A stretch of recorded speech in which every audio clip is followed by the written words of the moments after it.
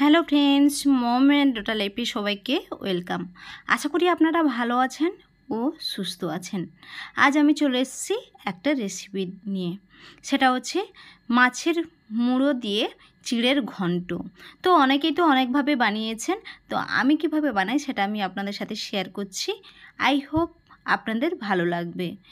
প্রথমে মাছগুলোর মধ্যে নুন হলুদ আমি মেখে রেখে দেবো 2 মিনিটের জন্য।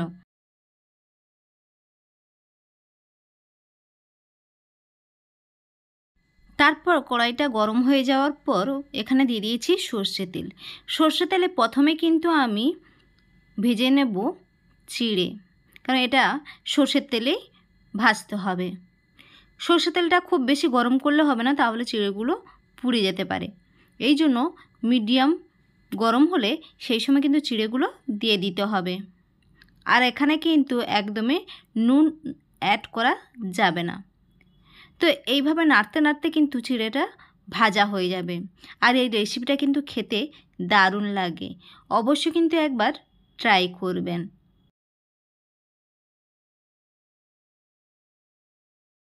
আপনাদের দেখাচ্ছি চিড়েটাকে কিভাবে ভাজতে হবে। খুব বেশি কিন্তু একদম লাল করলে চলবে না। তো এইভাবে লো ফ্লেমে কিন্তু এটাকে ভেজে নিতে হবে।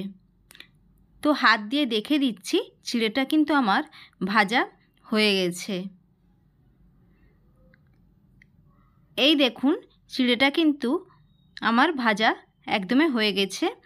এইবার আমি নামিয়ে নেব, একটা প্লেটের মধ্যে নিয়ে নেব। তারপর ওই কড়াতে আবার একটু তেল দিয়ে দেব, দিয়ে মাছের মাথাগুলো কিন্তু আমি ভেজে নেব।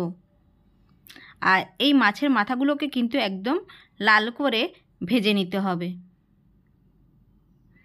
এইভাবে উল্টে পাল্টে ভেজে আমি নেব। তারপরে কিন্তু খুন্তি দিয়ে মাছের মাথাগুলো কিন্তু ভেঙে দিতে হবে।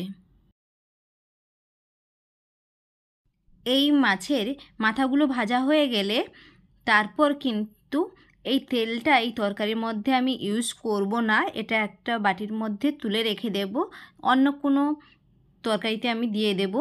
কারণ এই তেলটা দিলে কিন্তু তরকারি কালারটা কালো হয়ে যাবে, এই কারণে। তো আমি আমার মাছের মুড়োগুলো কিন্তু আমার ভাজা হয়ে গেছে।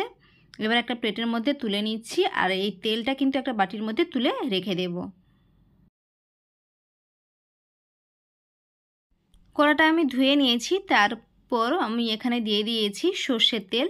এই সর্ষের তেলে এইবার আমি দিয়ে দিলাম ডুমো ডুমো করা আলু। আলুটাকে আমি ভেজে নেব নুন হলুদ দিয়ে, হালকা লাল করে আমি কিন্তু ভেজে নেব।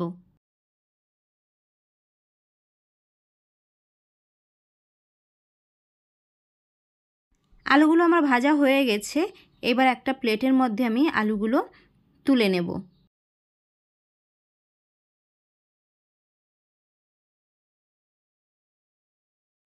তারপর ওর মধ্যে আমি দিয়ে দেব গোটা গরম মশলা।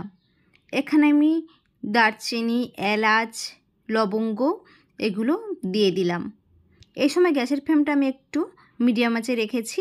আর দিলাম 2টো তেজপাতা আর 2টো পেঁয়াজ কুচি। পেঁয়াজগুলোকে আমি একটু লাল করে ভেজে নেব।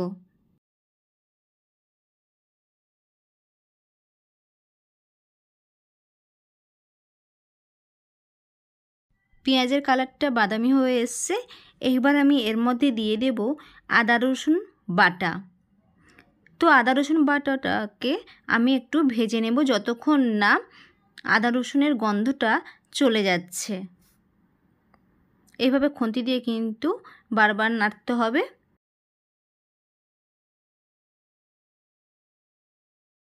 এর মধ্যে দিয়ে দেব 2-3টে কাঁচা লঙ্কা চিড়ে।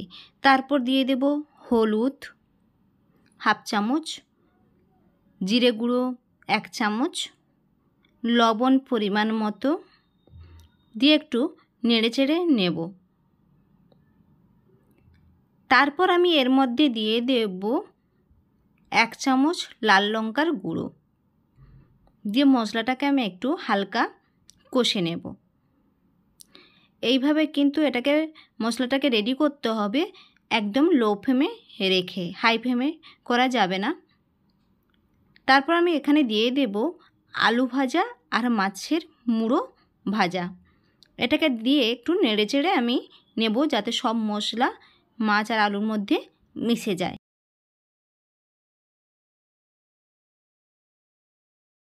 এরপর আমি দিয়ে দেব জল পরিমাণ মতো। জল পরিমতন দিয়ে একটু খুন্তি দিয়ে একটু নেড়ে চেড়ে দেব।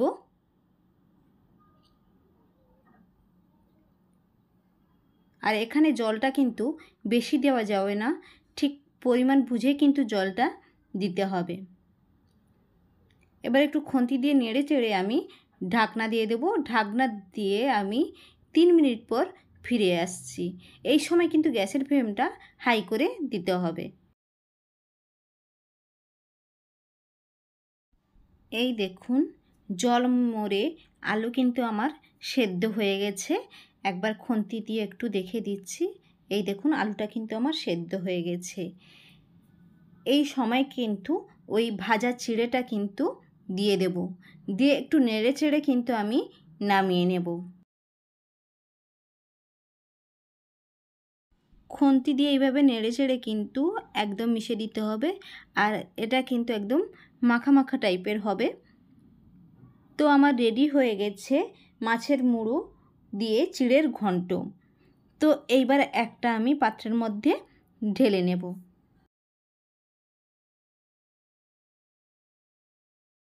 তো আমার রেডি হয়ে গেছে মাছের মুড়ো দিয়ে চিড়ের ঘন্ট।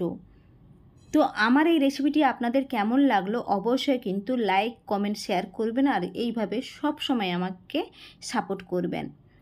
তো আজ আসি, আবার অন্য কোনো দিন নতুন কোনো ভিডিও নিয়ে হাজির হয়ে যাব। সবাই ততক্ষণ ভালো থাকবেন, সুস্থ থাকবেন। Bye bye.